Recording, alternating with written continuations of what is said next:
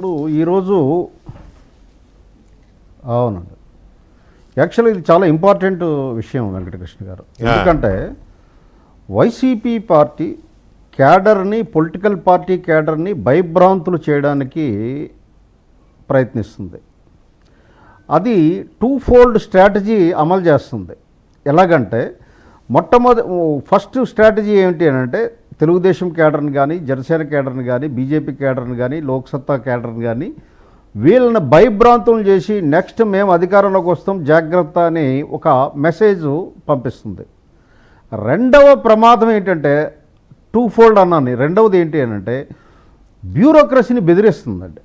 అవును, ఉద్యోగస్తులను ఎలా బెదిరిస్తుందని అంటే, ఎక్కడ ఉన్నా ఆ సప్త సముద్రాలు దాటి ఉన్నా లాక్కొస్తాం, మీ సంగతి తెలుస్తాం, మీరు వాళ్ళు చెప్పినట్టు చేస్తున్నారని చెప్పేసి ఈ రెండు కూడా ప్రమాద గంటికలండి. దానివల్ల ఎఫెక్టు అడ్మినిస్ట్రేషన్ ఇప్పుడిప్పుడే గాడిలో పడుతుంది. ఇప్పుడిప్పుడే ఇంకా కొంతమంది చేతనావస్థలో ఉన్నారు. ఆ పార్టీలో పనిచేసిన వాళ్ళు కొన్ని డిపార్ట్మెంట్లో ఉన్నారు. వాళ్ళు సైలెంట్గా వాళ్ళ క్షుద్ర విద్యలు ప్రయోగిస్తున్నారు ఈ కూటమి ప్రభుత్వంకి అప్రతిష్ట పాలు చేయాలన్నటువంటి ఆలోచనతో. సో ఈ పరిస్థితుల్లో వాళ్ళ మొరేల్ పెరుగుతుంది. బ్యూరోక్రసీని కన్ఫ్యూజను, టోటల్ భయభ్రాంతులు చేసేటట్టయితే ఈ కూటమి ప్రభుత్వంకి పెద్ద దెబ్బ తగలాలనే ఉద్దేశంతో ఒకటి, నాయకుల్ని క్యాడర్ని భయభ్రాంతులు చేసి వాళ్ళ మొరేల్ దెబ్బతీయాలని ఈ రెండు స్ట్రాటజీలు ఫాలో అవుతుంది వైసీపీ సక్సెస్ఫుల్గా. దానికి ఈరోజు పవన్ కళ్యాణ్ గారు ధీటుగా సమాధానం ఇచ్చారు.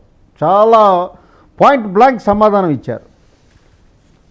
మీరు మళ్ళీ వస్తే కదా, ఇక్కడ చాలామంది ఈ మధ్యన మీరు వినే ఉంటారు వెంకటకృష్ణ గారు, చాలామంది ఇండస్ట్రియలిస్టులు మళ్ళీ ఆయన రాడు కానీ గ్యారంటీ ఏముంది, అందుకు మేము రావడానికి భయపడుతున్నామని ఇలాంటి పుకార్లు వ్యాపింపజేస్తున్నారు. ఇప్పుడిప్పుడే ఇండస్ట్రియల్ పాలసీలు కానీ 33 పాలసీలు కూటమి ప్రభుత్వం అనౌన్స్ చేస్తే అద్భుతమైన ఆదరణ వచ్చి ఇప్పుడిప్పుడే పరుగులు ఎడుతుంది. దీన్ని ఆపాలి అంటే ఉద్యోగ వ్యవస్థని భయపెట్టించాలి అండ్ కార్యకర్తలు నాయకుల్ని భయపెట్టించాలి. ఈ రెండు అంటే వాళ్ళ కోర్ పాయింట్ ఏంటంటే అందరినీ భయభ్రాంతులు చేయాలి.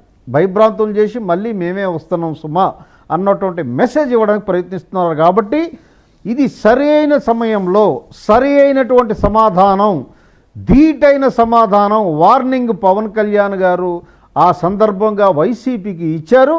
తత్వం బోధపడుతుంది వైసీపీతో పాటు ప్రజలకు కూడా తత్వం బోధపడుతుంది. మళ్ళీ ఈ పార్టీ అధికారం సమీపంలోకి రాలేరు అన్నటువంటి ఒక ఖచ్చితమైన మెసేజ్ ఇవ్వడం జరిగింది.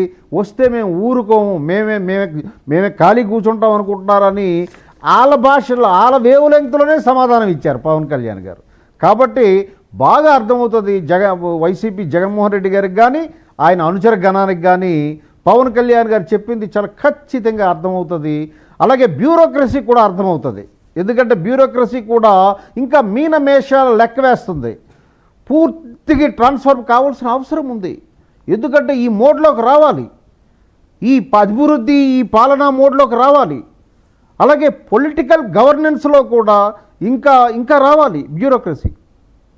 సో బ్యూరోక్రసీ డామినెన్స్తో వెళ్ళేటట్టయితే మళ్ళీ ఇబ్బందులు వస్తాయి. అవును, కాబట్టి వీటన్నిటికీ సర్వరోగ నివారణ జిందా తిరిస్మార్తులాగా ఈరోజు పవన్ కళ్యాణ్ గారు వార్నింగ్ ఇవ్వడం అన్నది చాలా అద్భుతం. ఇది మంచి అకేషన్లో ఆయన మంచి మెసేజ్ ఇచ్చారన్నది నా అభిప్రాయం వెంకటకృష్ణ గారు. రైట్. రామకృష్ణ గారు, ఇక్కడ